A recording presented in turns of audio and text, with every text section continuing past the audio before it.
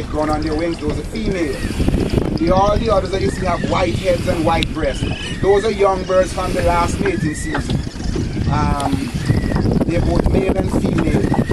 And that young stage, they all look alike. So there's no discrimination saying when you choose the girlfriend and the boyfriend. You don't know who you're treating good. Okay? So what I'm going to do now, I'm going to give you an opportunity to ask a few questions. Susie, any questions? Come down and sit down like you want to do this. And I will tell you to ask questions. Questions from my own. What are they eating? Fish. When they do feeding, I think it's like when people do yes, or the fish. They were like flying fish and jackfish.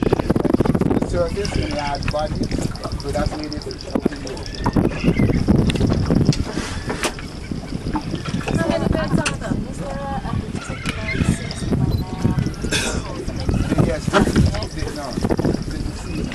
What we started in early August, about middle August, and the males they return. They start to return from about middle August. From middle August, early September, they start to come on, girls, boys in town.